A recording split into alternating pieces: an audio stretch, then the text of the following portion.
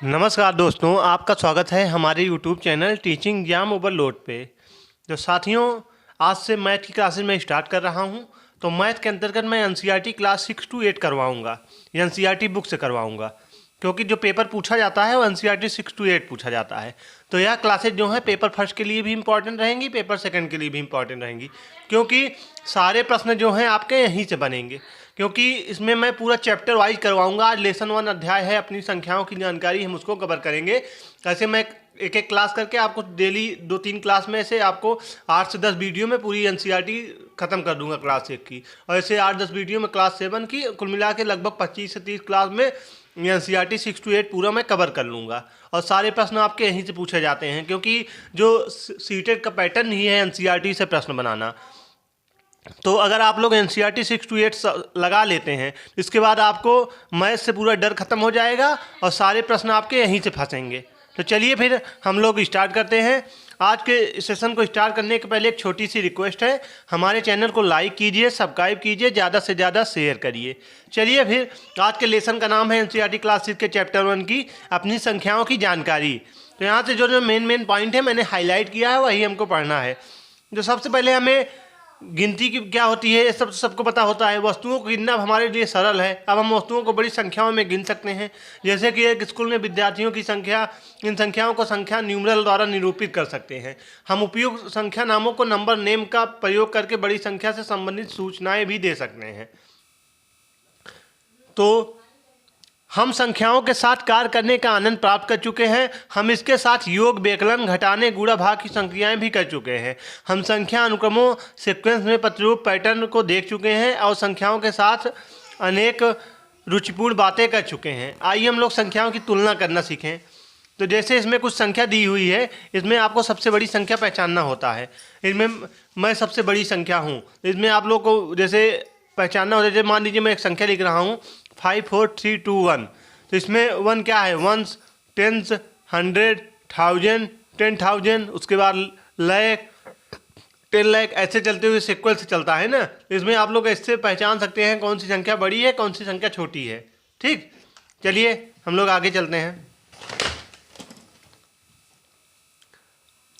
आप कितनी संख्याएं बना सकते हैं, एक प्रश्न सीटेट में अभी पूछा जाता है। ऐसे आपको कुछ संख्या दी हुई रहती है, पैटर्न से प्रश्न यहाँ से बन सकते हैं। उसमें आपको इस संख्या से कितनी संख्या बना सकते हैं, ऐसा प्रश्न आपसे पूछा सकता है। विकल्प में दे दिया जाएगा 5 संख्या, 4 संख्या, 3, 2। तो इसमें आपको एक विकल्प चुनना रहेगा, कितनी संख्या बना सकते हैं। मान लीजिए 4 3 2 2 एक संख्या हो गई। उसके बाद और कितनी संख्या बना सकते हो, 4 2 3 2 4 3, और कैसे 2 2 3, ऐसे करके कई संख्याएं बना सकते हो ना। तो पैटर्न से यहाँ से प्रश्न बन सकता है। ऐसे संख्याएं दे दी जाएंगी, आप उससे कितनी संख्या बना सकते हैं। जैसे मान लीजिए हमारे पास अंक 7 8 3 और 5 है। हम इन अंकों से 4 अंकों वाली भिन्न भिन्न ऐसी संख्याएं बनाने को कहा जाता है। तो एक संख्या में कोई भी अंक दोबारा ना आए, अर्थात एक संख्या को दोबारा नहीं आना चाहिए, अर्थात किसी भी अंक की पुनरावृत्ति ना हो। इस प्रकार संख्या 7 8 3 5 को बनाई जा सकती है, परंतु 7 7 3 5 नहीं, क्योंकि 7 इसमें 2 बार आ गया है। अब इन 4 अंकों की जितनी संख्याएं बना सकते हैं बनाइए। आपको सबसे बड़ी और सबसे छोटी संख्या कौन सी प्राप्त होती है, या सबसे बड़ी संख्या 8। तो सबसे बड़ी संख्या कैसे बन जाएगी, सबसे बड़ा इसमें 8 है, 8 लिखेंगे। 7 7 के बाद 5 5 के बाद 3 सबसे बड़ी संख्या हो गई। और सबसे छोटी संख्या क्या है, 3 है। 5 7 8, तो यही प्राप्त होगी। ठीक, अब दोनों में अंकों के क्रम के बारे में सोचिए। क्या आप बता सकते हैं कि दिए गए अंकों में सबसे बड़ी संख्या किस प्रकार ज्ञात की जा सकती है, अपनी प्रक्रिया को लिखिए। तो यहाँ से पैटर्न का प्रश्न बन सकता है। आपको ऐसे कुछ संख्याएं दे दी जाएंगी, बोला जाएगा संख्या की पुनरावृत्ति ना हो, आप लोग ऐसी कितनी संख्याएं बना सकते हैं, या सबसे बड़ी और सबसे छोटी संख्या कौन सी होगी पेपर फर्स्ट में। ठीक, आप लोग को बहुत ईजी लग रहा होगा, लेकिन अगर आप लोग एनसीईआरटी 6 to 8 पूरा सॉल्व कर डालते हैं, मैं जितना करवा रहा हूँ आप लोग देख लीजिए, आपके सारे पेपर प्रश्न यहीं पेपर उठा लीजिएगा प्रीवियस ईयर, सारे प्रश्न आपको ऐसे ही हूबहू मिलेंगे यहीं से, क्योंकि सीटेट एनसीईआरटी से ही प्रश्न बनाता है। अगर आप लोग एनसीईआरटी 6 to 8 सॉल्व कर डालते हैं तो सारे प्रश्न आपके यहीं से फंस जाएंगे। जैसे देखिए, प्रयास के लिए आपको कुछ सवालें भी दी गई हैं। बिना पुनरावृत्ति किए दिए गए अंकों का प्रयोग करके 4 अंकों की सबसे बड़ी और सबसे छोटी संख्या बनाइए। तो सबसे बड़ी संख्या चलिए हम लोग बनाते हैं। 8 7 4 2 सबसे बड़ी संख्या हो गई। सबसे छोटी संख्या की बात की जाए 2 4 7 8 बन गई। ऐसे करके इसमें भी सबसे बड़ी संख्या 9 है, 9 7 4 1 सबसे बड़ी संख्या हो गई। सबसे छोटी संख्या 1 4 7 9 हो गई। ऐसे आप करके बना सकते हैं। ठीक, उसके बाद नीचे दिया गया है किसी एक अंक का 2 बार प्रयोग करके 4 अंकों की सबसे बड़ी संख्या और सबसे छोटी संख्या बनाइए।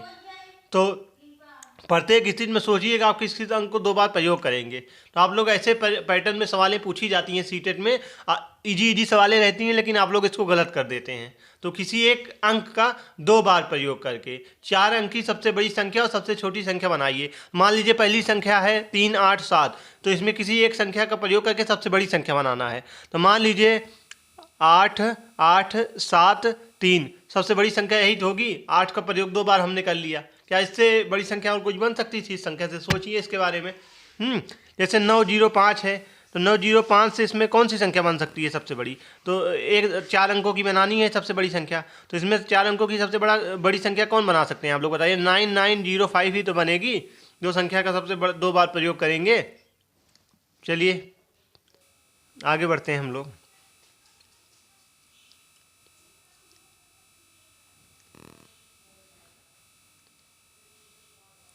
आरोही क्रम और अवरोही क्रम क्या होता है, यानी असेंडिंग ऑर्डर डिसेंडिंग ऑर्डर।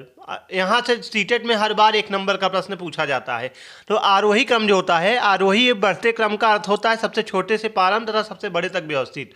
यानी आरोही में जो होता है बढ़ते हुए क्रम में हम लोग लिखते हैं, यानी सबसे छोटी संख्या। जैसे मान लीजिए आरोही क्रम में जैसे 1 2 3 4 आरोही क्रम हो गया। इसका हम अवरोही क्रम लिखेंगे तो सबसे पहले 4 3 2 1, यानी बड़े से छोटे के तरफ अवरोही होता है, डिसेंडिंग ऑर्डर जिसको हम लोग बोलते हैं। आरोही यानी असेंडिंग ऑर्डर किसको बोलते हैं? छोटे से बड़ी की ओर, यानी नीचे से सीढ़ी से चढ़ते हुए ऊपर की तरफ जब चढ़ेंगे हम लोग आरोही क्रम में चढ़ेंगे। जैसे मान लीजिए सीढ़ी है, सीढ़ी में अगर आप लोग यहाँ से स्टार्ट किए चलना और यहाँ छत पर गए तो यहाँ क्या हो गया? असेंडिंग ऑर्डर हो गया, अवरोही क्रम।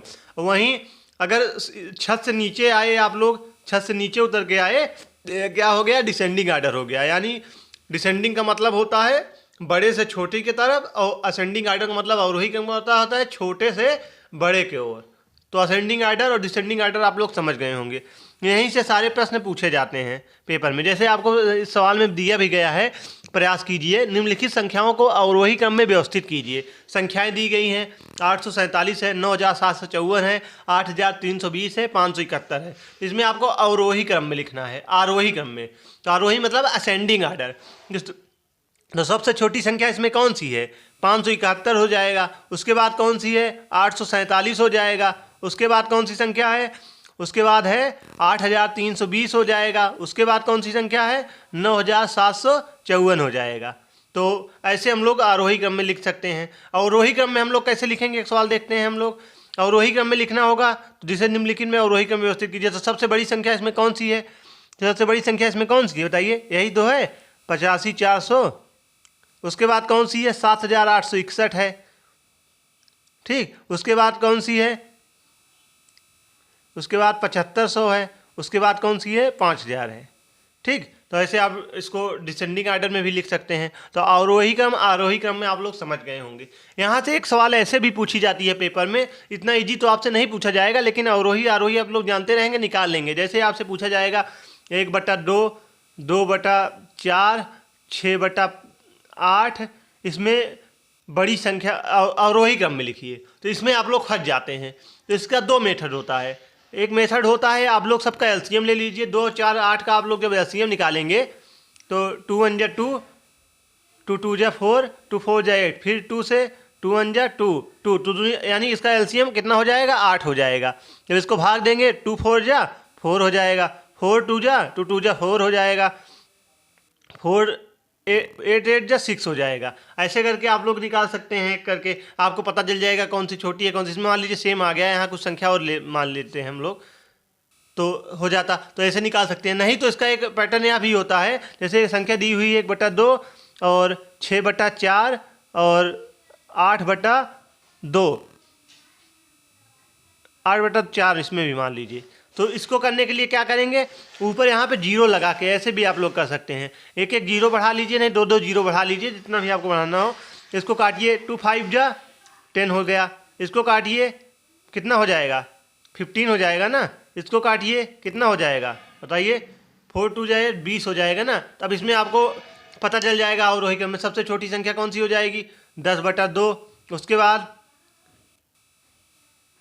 1/2, उसके बाद 6/4, उसके बाद 8/4। तो ऐसे करके भी आप लोग निकाल सकते हैं। यानी अगर आप लोग नीचे एलसीएम निकाल के भी कर सकते हैं, नहीं तो दो जो जीरो बढ़ा के उसको काट करके भी आप निकाल सकते हैं। ठीक, चलिए हम लोग आगे बढ़ते हैं। अब हम लोग संख्या 1000 का प्रवेश देखते हैं।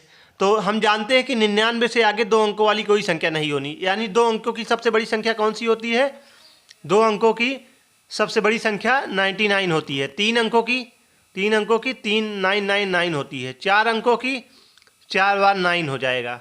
ठीक, ऐसे 5 अंकों की 5 बार 9 हो जाएगा।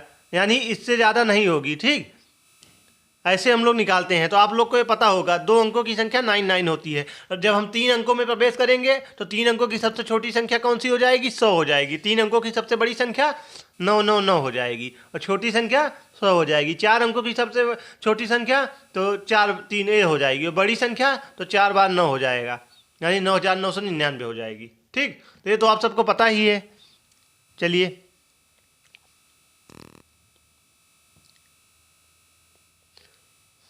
अब हम लोग प्लेस वैल्यू पे आ जाते हैं। यहाँ से भी सीटेट में 1 नंबर का प्रश्न पूछा जाता है। तो प्लेस वैल्यू आप लोग को सबको पता है, स्थानीय मान जिसको हम लोग बोलते हैं। प्लेस वैल्यू क्या होता है, स्थानीय मान होता है। स्थानीय मान हिंदी में इसको हम लोग कहते हैं। ठीक, तो स्थानीय मान हम लोग कैसे निकालते हैं, सबसे सिंपल तरीका तो आप सबको पता ही होगा। पहले एक चीज़ आप लोग ये संख्या का प्रतिरूपण करना सीखिए। जैसे कोई संख्या 78 है, जिसको हम लोग ऐसे भी तो लिख सकते हैं 70 + 8।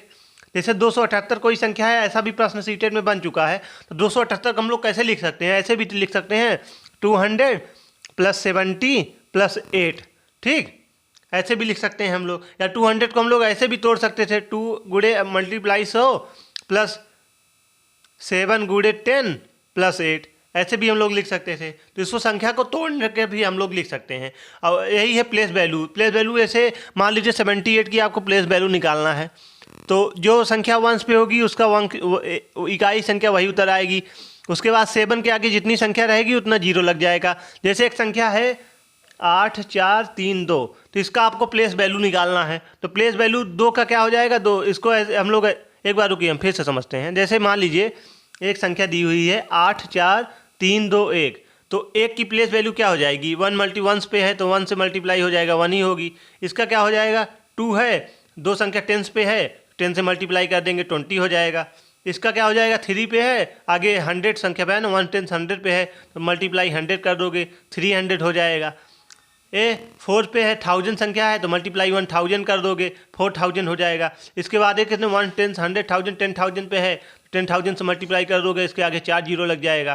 ठीक, तो ऐसे आप ऐसे भी सॉल्व कर सकते हैं, नहीं तो सीधा आप लोग ऐसे भी इसको कर सकते हैं। 1 पे है वही संख्या आ जाएगी 2, इसके आगे एक संख्या है 1 जीरो लगाइए, इसके आगे 2 संख्या है 2 जीरो लगाइए, इसके आगे 3 संख्या है 3 जीरो लगाइए, इसके आगे 4 संख्या है तो 4 जीरो लगाइए। ऐसे भी आप प्लेस वैल्यू निकाल सकते हैं। ठीक, इतना आप लोग समझ गए होंगे। जैसे मान लीजिए एक संख्या है 45278। ठीक, ये संख्या है, तो पहले हम इसको तोड़ना सीखते हैं। इसकी प्लेस वैल्यू हम लोग ऐसे भी तो लिख सकते हैं 4 × 1000। ठीक, उसके बाद 5 × 1000। ठीक, इसको हम लोग पहले तोड़ते हैं 2 × 100, 7 × 10 8।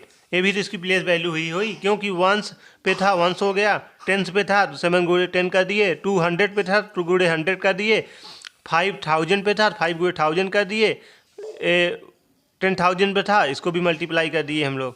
ठीक, ऐसे भी हम लोग संख्याओं को तोड़ के प्लेस वैल्यू लिख सकते हैं।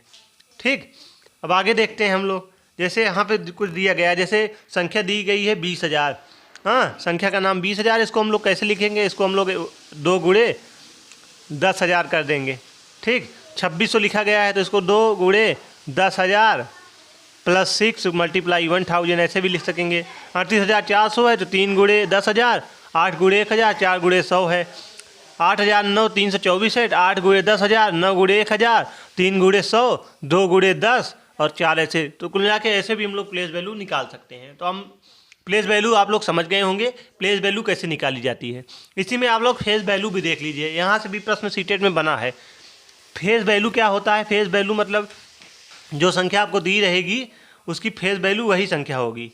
ठीक, जो संख्या दी रहेगी आपको उसकी फेस वैल्यू वही संख्या होगी। जैसे 8 4 3 4 है तो 4 की फेस वैल्यू क्या होगी? 4 ही होगी। 3 की फेस वैल्यू क्या होगी? स्थानीय मान, इसको हम लोग जाति मान भी कहते हैं, यानी उसका खुद वही मान होगा, जाति मान। 4 की फेस वैल्यू 4 ही होगी, 8 की फेस वैल्यू 8 ही होगी। तो फेस वैल्यू जो संख्या का पूछा जाए वही संख्या उसकी फेस वैल्यू होती है। ये भी आप सबको पता हो गया होगा। चलिए अब हम लोग आगे चलते हैं। संख्या 10,000 का प्रवेश हम लोग देखते हैं। तो 10,000 में प्रवेश करने के लिए क्या करेंगे? तो 5 अंकों की संख्या है। ठीक, अब इसको 10 हम जब लाख में जाएंगे तो इसमें +1 कर देंगे। तो या 1 लाख में कितने जीरो होते हैं? तो 5 जीरो होते हैं, सबको पता होता है। इसी को हम लोग 1 लाख भी बोलते हैं। ठीक, इतना तो आप सबको पता ही है। जैसे यहाँ पे देखिए एक सवाल जैसे देखिए 2 4 6 8 5 3, ऐसी सवालें पेपर में बनी हैं। आप लोगों को इजी लग रहा होगा, लेकिन आप लोग प्रीवियस ईयर पेपर एनालिसिस कर डालिए, आपको सब क्लियर हो जाएगा कि सवालें ऐसे आती हैं कि नहीं पेपर में। ठीक, तो इसको हम लोग कैसे लिखेंगे? 2 × 1 10, कितना जीरो है आगे? 5 जीरो है ना, तो इसको मल्टीप्लाई 1 कर देंगे। ठीक, 4 को कैसे लिखेंगे? 4 × 4 ऐसे लिखेंगे हम लोग। ठीक, यानी 10,000 से गुणा हो जाएगा। 6 को कैसे लिखेंगे? 6 का 1,000 से गुणा हो जाएगा। 5 को कैसे लिखेंगे? 5 को आगे 10 से मल्टीप्लाई कर देंगे। ठीक, 8 को कैसे लिखेंगे? 100 पे है, 8 × 100 कर देंगे। ठीक, 3 वंस पे है, 3 ऐसे लिख उठा जाए, 3 × 1 कर दो। तो ऐसे भी आप तोड़ के इसको लिख सकते हैं। चलिए अब आगे देखते हैं। संख्याओं को पढ़कर उन्हें अधिक स्थानों पर प्रसारित रूप में हम उनके नाम लिख लीजिए। जैसे मान लीजिए संख्या दी हुई है 3 लाख, तो 3 लाख को हम लोग कैसे लिख सकते हैं? 3 गुणे 1 लाख भी कर सकते हैं। 3,50,000 लिखा हुआ है तो 3 गुणे 1 लाख गुणे 5 गुणे 10,000 भी लिख सकते हैं। 3,53,500 है तो 3 गुणे 1 लाख गुणे 5 गुणे 10,000 गुणे 3 गुणे 1,000 5 गुणे 100, ऐसे भी हम लोग लिख सकते हैं। ठीक, वैसे एक संख्या यहाँ पे दी गई है तो इसको भी हम लोग क्या लिख सकते हैं? संख्या में इसका नाम क्या होगा? इसको आप पढ़ के लिख सकते हैं। वंस, टेंस, 100, 1000, 10,000, लाख, यानी 4,57,928 इसको लिख सकते हैं हम लोग। और इसका जब हम लोग लिखाएंगे तो 4 × 1 लाख कर देंगे। ठीक, उसके बाद प्लस 5 गुणे 4 जीरो है ना, तो 10,000 से मल्टीप्लाई करेंगे। ठीक, उसके बाद 5, उसके बाद क्या हो जाएगा बताइए? आप लोग कर सकते हैं ना, ऐसे सॉल्व कर सकते हैं। 4 लाख हो गया, 57,000 हो गया। ठीक, ऐसे भी आप लोग इसको तोड़ सकते हैं ना। उसके बाद 7 हो गया, 7,000 में है ना, तो 7 × 1 10 100 1000 हो गया। फिर 9 100 हो जाएगा, 2 10 हो जाएगा, 8 ऐसे उतर आएगा। ऐसे भी आप इसको सॉल्व कर। चलिए आगे बढ़ते हैं हम लोग।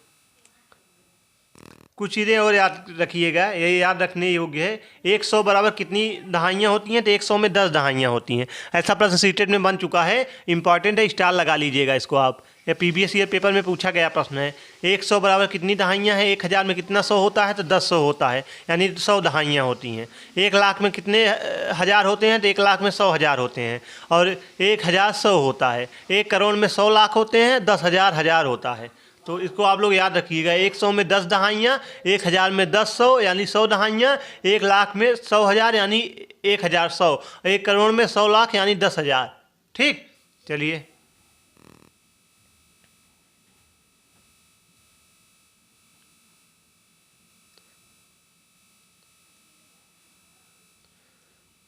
यहाँ से देख लीजिए, कुछ इंपॉर्टेंट है। जैसे एक संख्या दी हुई है 257, तो इसमें 7 क्या है? 7 वंस है ना। 5 क्या है? 5 टेंस है। वंस क्या है? 100 है। इसके बाद मान लीजिए एक संख्या और है तो 1000 हो जाएगी। इसके बाद जो आएगी 10,000, फिर लाख, 10 लाख, करोड़, 10 करोड़, ऐसे चलेगी ना, संख्याएं क्रम में चलती है। ये सब आपको पता होना चाहिए, यहाँ से प्रश्न पूछे जाते हैं। ठीक, वही तोड़ने वाली संख्या जो मैंने अभी आपको बताया, ऐसे आप इसको कर सकते हैं। ठीक,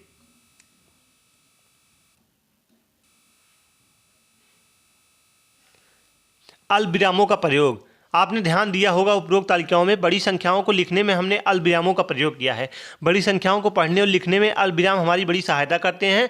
संख्यांक की भारतीय पद्धति यानी इंडियन सिस्टम ऑफ न्यूमरेशन में हम इकाई, दहाई, सौ, सैकड़ा, हजारों का प्रयोग करते हैं तथा आगे लाखों, करोड़ों का प्रयोग करते हैं। हजारों, लाखों और करोड़ों को प्रदर्शित करने के लिए अल्पविरामों का प्रयोग किया जाता है। पहला अल्पविराम 100 के स्थान पर दाएं से चलते हुए तीसरे अंक के बाद आता है और हजारों को प्रदर्शित करता है। वहीं दूसरा अल्पविराम अगले दो अंक दाएं से पांचवें अंक के बाद आता है या 10,000 के स्थान के बाद आता है और लाखों को प्रदर्शित करता है। और तीसरा अल्पविराम अन्य दो अंकों दाएं से सातवें अंक के बाद आता है। तो यह 10 लाख के स्थानों को आता है। जैसे फिगर में आपको उदाहरण के माध्यम से दिखाया भी गया है। जैसे एक संख्या है 1 10 100, 1000 10,000, लाख 10 लाख, करोड़। तो सबसे पहला अल्पविराम कहाँ आया है?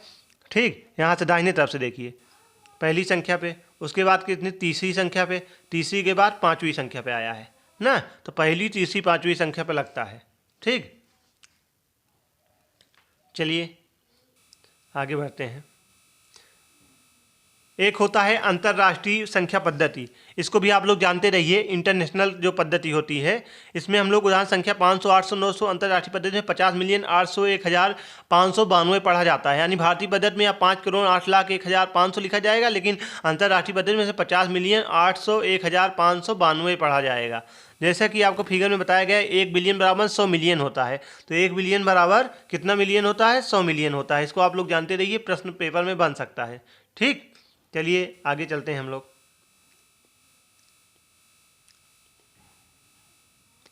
अब एक्सरसाइज प्रश्नावली आ गई। इसको आप लोग, मैंने बताया, आप लोग इसको कर सकते हैं। 1 लाख में कितना हजार होता है, इंपॉर्टेंट है। यहाँ से प्रश्न बन चुका है पेपर में, तो आप इस लोग सॉल्व करिएगा। चलिए और कुछ देखते हैं।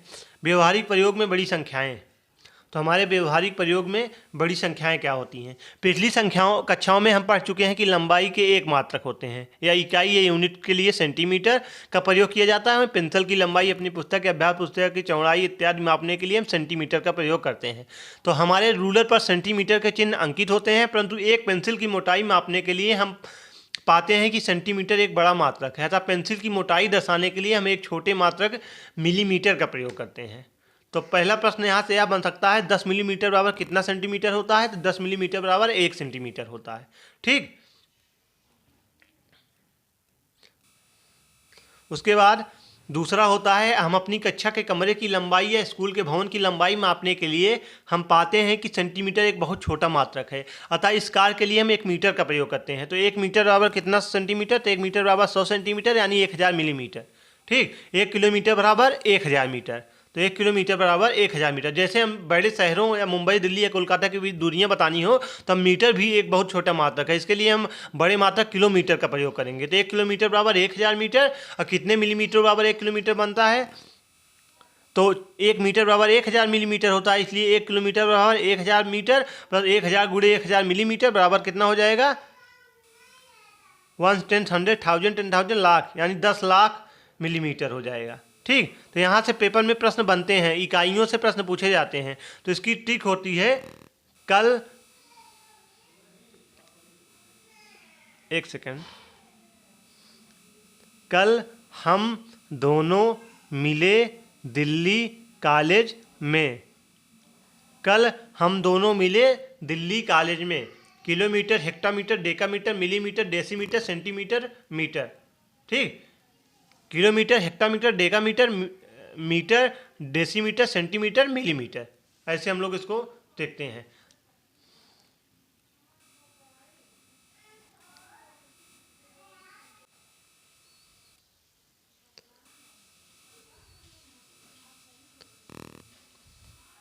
चलिए फिर हम लोग आगे बढ़ते हैं।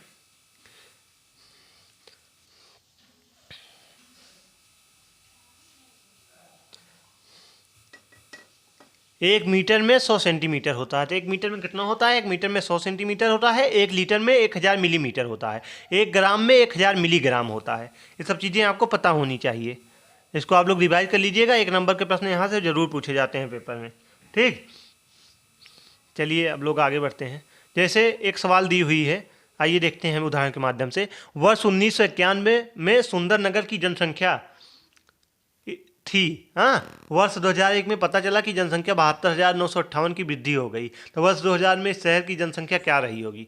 तो 2000 में इस शहर की जनसंख्या पहले क्या होगी, यही पूछा जा रहा है। तो 1991 में जनसंख्या प्लस जनसंख्या में वृद्धि, हाँ, तो दोनों को ऐड करेंगे, तो ऐड करने पे आ गया इतनी संख्या। अब सलमा ने इन संख्याओं को इस प्रकार जोड़ा, 23,000 इसको इन्होंने प्रस्तावित करके जोड़ा। हाँ, इस जोड़ने में आसान हो गया। ठीक,